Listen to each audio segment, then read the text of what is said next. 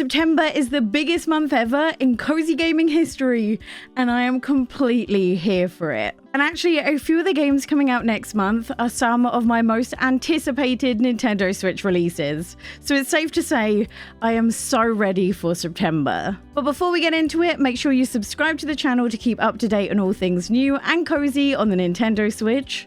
And let's get going. Technically, the first game on this list is slightly cheating, as it's coming out August 31st. But honestly, it's so perfect, I had to share it. So first up, we have The Shape of Things. Now this to me is the definition of a cozy game, as this is a relaxing Rubik's Cube puzzle solving game, where you need to rotate and manipulate everyday objects in order to solve the puzzle. There's no pressure, no timers, and just the perfectly chill, cozy atmosphere. One thing I really do like about it is the introduction of this gotcha machine-like mechanism, where every puzzle you solve will give you a coin that you can then spend in the machine that will unlock a whole new world of puzzles for you to explore, each of which is themed around the world you've chosen. I personally can't even solve a Rubik's Cube, but I am very excited for this game, and it's coming out relatively soon. Then on September 8th, we have Fae Farm. I cannot believe after months of talking about this game,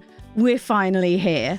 I have never been this excited about a Nintendo Switch game since the release of Animal Crossing, so I literally cannot wait. If you have somehow avoided every single one of my videos talking about Fae Farm, let me tell you why I am so unbelievably excited. Fae Farm is a magical farming sim set in the world of Asteria, a world of magic, fairies, and a whole lot of issues. And of course, it's up to you to help them out. Not only does the start of the game give you a house and a plot of land to farm on, but eventually you will also end up with your own set of wings. But the thing that really sold me about Fae Farm is the fact that there's magic infused in every single aspect of the game. Be it the fantasy people you can date, the magical world to explore, the magical animals you can raise, or the ways you can use magic to enhance your farming. And despite all these extra things to do, farming sim-wise, there is absolutely everything you'd expect and more. The game not only has seasons and seasonal crops,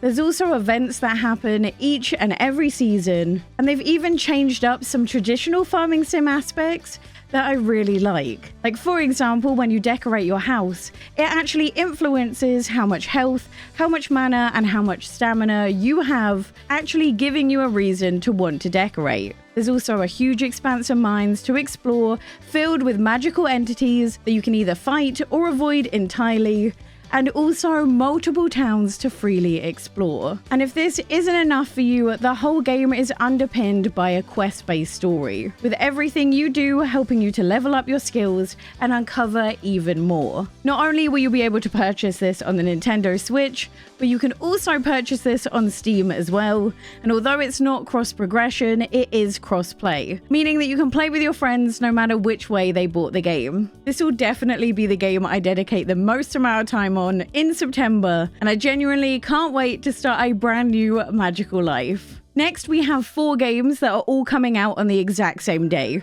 September 26th is going to be absolutely ridiculous. First up, we have Minekos Night Market. Do you want to know the most exciting part about Minekos Night Market? It's not a farming sim. Don't get me wrong, I love farming sims, but there have been a lot recently, and it's nice to see a cozy game that is something different. In this, you play as Mineko, who has just arrived at her brand new home near the base of Mount Fugu, a Japanese-inspired town that once worshipped the sun cat Nico. But over time, this cat has become nothing more than a myth and a legend. That was until recently, when villagers claimed to have spotted the sun cat around the town. And of course, it becomes your job to investigate. A mission that will see you solve puzzles, craft items, explore, and even wear disguises to sneak into locked areas and try and avoid nosy agents. And the best part is, there's cats absolutely everywhere, which as a brand new cat mum, I very much appreciate. When I played the demo 5 or so months ago, the thing that truly stood out to me the most when I played it was the dialogue. Not only was it funny and witty and made me smile so much when I was playing it, it was also unbelievably heartfelt and wholesome as well. Then we have Paleo Pines. If you're a lover of farming sims and adorable dinosaurs, boy, is this the game for you. Because in Paleo Pines, not only do you own dinosaurs, you can actually ride them and they help you out with your farm. The story follows you and your dino pal Lucky, who you've actually known since she was just an egg, and is believed to be the very last of her kind. So you decide to set off and see if this is actually true. And to do this, you must explore the land of Paleo Pines, an island filled with friendly townsfolk and adorable dinosaurs. And although the farming sim mechanics are fantastic and a whole lot of fun, the thing I really fell in love with was exploring the world of dinosaurs. And the thing I love the most about the way they designed the dinosaurs is that although they are absolutely adorable, they are more or less factually correct. So if you are a dinosaur lover, they really have done them justice. My favorite part of Paleo Pines, though, was trying to find the rare colored dinosaurs. Because it turns out each dinosaur breed comes in different colors, some rarer than the others. And each day, which dinosaurs you can find changes around. Meaning that one day you might spot a dinosaur color you have never seen before, so you'll find yourself desperately running around trying to find their favorite snacks to try and befriend them. And once you've done it, you can bring them back to your home, to a dinosaur ranch that you've built specifically for them. I always love seeing farming sims that stand out from the crowd, and this one, when I played the demo, felt like something special. I couldn't stop smiling playing it. And although the gameplay is pretty simplified, I actually found that wonderfully refreshing. Coming out on the same day, we also have Harvest Moon Winds of Anothos. As always, we have to do the small disclaimer to remind people that this is not made by the original developers of Harvest Moon.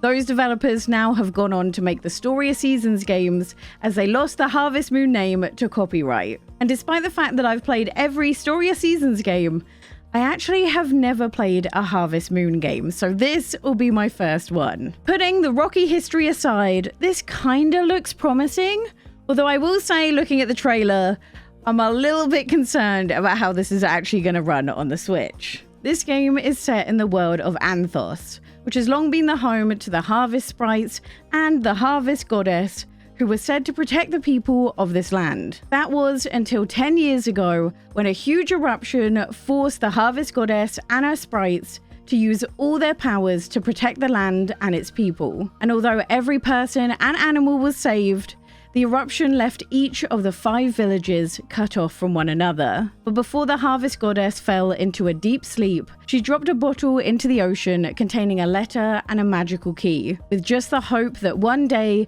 these villages will be connected once again. And by the sounds of it, that's where your player comes into it. And in this, you'll find yourself exploring the land, trying to find each of these towns, all the while tending to your farm as you do it. And thanks to this cool feature, you'll actually be able to move your farm with you as you explore the world, which makes the traveling a whole lot easier. In terms of farming sim mechanics, it has all the classics, including crops, mines, wild animals, livestock, pets, and 5 male and 5 female romance options as well. I think the success of this game fully hinges on how much fun it is to travel between each and every one of the towns. Because although the trailer does look promising, I just hope the world doesn't feel too empty. The last game releasing on September 26th is My Time at Sandrock. And this is the long-awaited sequel of many people's favorite farming sim, My Time at Portia. Now, I've actually already played this while it was in early access, and this is most definitely worth the hype that it's getting. This takes place in a wholesome, post-apocalyptic world 330 years after the Day of Calamity.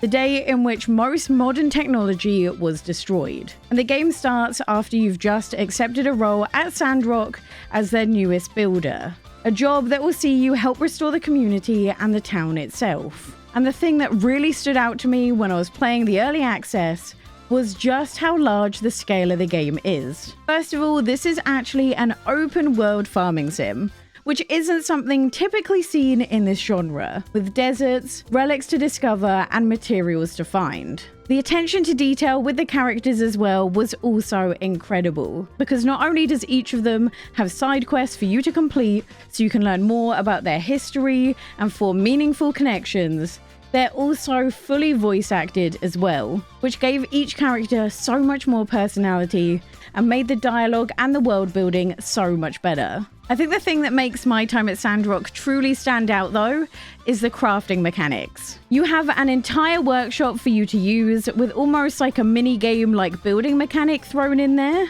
allowing you to make cool contraptions for your farm that you also need to tend to. This honestly has to be one of the most ambitious farming sims I've ever seen, and although it did look and feel fantastic on PC, I am a little bit concerned about how it's going to run on the Nintendo Switch, but I guess we're going to find out all about that very soon. The final game on my list today is Fresh Start, and this comes out September 29th. This kind of reminds me of House Flipper, but instead of cleaning up houses, you're cleaning up nature. This game will take you across the world to clean up and restore nature by vacuuming and hosing down the dust and dirt.